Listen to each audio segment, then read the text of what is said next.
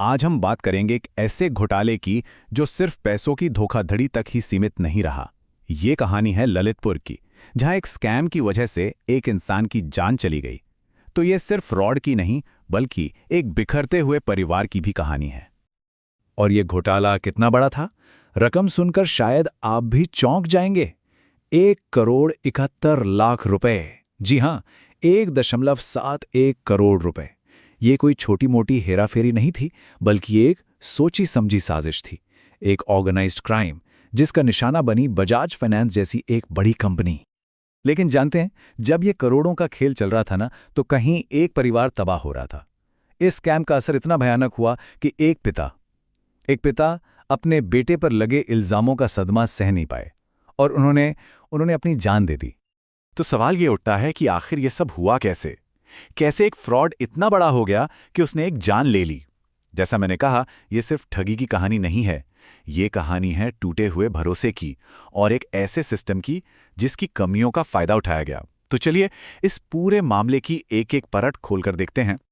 तो सबसे पहले ये समझना जरूरी है कि ये गिरोह आखिर काम कैसे करता था। मतलब 1 करोड़ से भी ज्यादा का फ्रॉड करने के लिए इनका तरीका क्या था? क्या थी इनकी मॉडस ऑपरेंडी? इनका तरीका जितना सिंपल सुनने में लगता है उतना ही शातिर था। सब कुछ 4 स्टेप्स में होता था। स्टेप 1, फर्जी दस्तावेज तैयार करना। स्टेप 2, इन्हीं दस्तावेजों का इस्तेमाल करके फर्जी बैंक अकाउंट्स खुलवाना। स्टेप 3, फिर उन्हीं अकाउंट्स पर लोन अप्रूव करवाना। और फाइनल स्टेप, जैसे ही लोन का पैसा अकाउंट में आता, उसे फौरन निकाल लेना। देखिए कितना सोचा समझा और ऑर्गेनाइज तरीका था।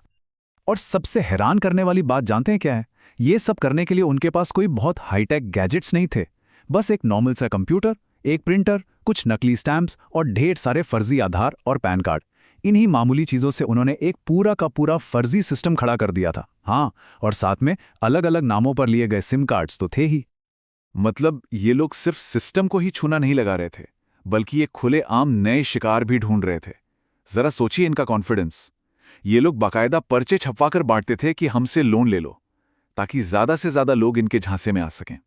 तो अब सवाल ये है कि इतना बड़ा और ऑर्गेनाइज्ड गैंग आखिर पुलिस के हत्थे चढ़ा कैसे? चलिए अब कहानी के उस हिस्से में चलते हैं जहां पुलिस की एंट्री होती है और देखते हैं कि इन्वेस्टिगेशन में क्या क्या सामने आया। इंटरेस्टिंग बात यह है कि इस पूरे रैकेट का भंडाफोड़ किसी बाहरी एजेंसी ने नहीं, बल्कि कंपनी के एक अंदर के ही आदमी ने किया। बजाज फाइनेंस के एक असिस्टेंट मैनेजर थे, संदीप सिंह सोलंकी। जब उनकी नज़र कुछ गड़बड़ियों पर पड़ी तो उन्हें शक हुआ और उन्होंने बिना देर किए पुलिस में कंप्लेंट कर दी। बस यहीं से इस पूरे नेटवर्क के धागे खुलने शुरू हो गए। पुलिस की जांच आगे बढ़ी और एक एक करके 7 लोगों को मेन अक्यूज्ड बनाया गया। इनमें महेंद्र बरार, नवनीत सिंह, करण साहू जैसे नाम थे। एक और चौंकाने वाली बात यह थी कि इसमें एक आरोपी की मां राशिदा बानो का भी नाम था। और एक नाम और था इस लिस्ट में, जो आगे चलकर इस कहानी का सबसे दर्दनाक चेहरा बनने वाला था, शिवम राठौर।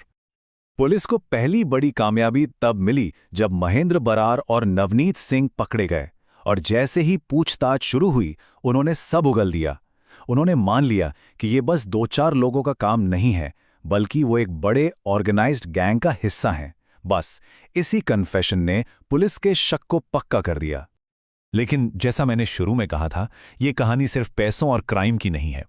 अब हम इस कहानी के सबसे दिल दहला देने वाले पहलू पर आते हैं, एक परिवार की वो दर्दनाक हकीकत जो इस घोटाले के पीछे छिपी है। याद है शिवम राठौर का नाम? जब आरोपियों की लिस्ट में उसका नाम आया तो ये खबर उसके पिता लक्ष्मी नारायण राठौर पर एक पहाड़ की तरह टूटी। वो ये सदमा, अपने बेटे पर लगे धोखेबाजी के इल्जाम का सदमा, बिल्कुल बर्दाश्त नहीं कर पाए और उन्होंने खुदकुशी कर ली।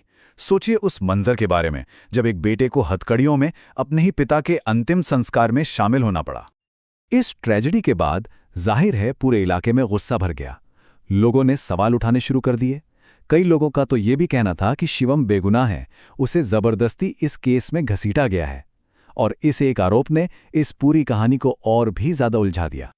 तो एक घोटाला, एक ट्रेजेडी, इसके बाद क्या हुआ? क्या हुआ इस केस का अंजाम? क्या किसी को सजा मिली? और सबसे जरूरी, इस पूरे मामले से क्या सबक सीखा गया? तो देखिए, इस मामले के बाद 2 लेवल पर एक्शन हुआ। एक तरफ पुलिस ने अपना काम किया और 7 आरोपियों के खिलाफ कोर्ट में चार्जशीट फाइल कर दी। वहीं दूसरी तरफ बजाज फाइनेंस ने भी एक बड़ा सबक सीखा। उन्होंने भविष्य में ऐसे फ्रॉड से बचने के लिए अपने डॉक्यूमेंट वेरिफिकेशन के सिस्टम को और भी ज्यादा मजबूत करने का फैसला किया। फिलहाल ये केस अदालत में है और अच्छी बात यह है कि कोर्ट इस मामले में पूरी तरह से पारदर्शिता बरत रही है। अदालत ने पुलिस को सीसीटीवी फुटेज और बाकी सारे सबूत पेश करने का आदेश दिया है ताकि यह पक्का हो सके कि जांच में कोई कोताही न हो और जो भी सच है वो सामने आए। ललितपुर की ये कहानी, ये घोटाला और ये त्रासदी अपने पीछे एक बहुत बड़ा सवाल छोड़ जाती है कि जब भी हमारे सिस्टम में कोई खामी होती है, कोई लूप होल होता है, तो उसकी असली कीमत कौन चुकाता है? क्या वो बड़ी बड़ी कंपनियां चुकाती हैं या फिर लक्ष्मी नारायण राठौड़ जैसे आम लोग जो उसकी सबसे भारी, सबसे दर्दनाक कीमत अपनी जान देकर चुकाते हैं?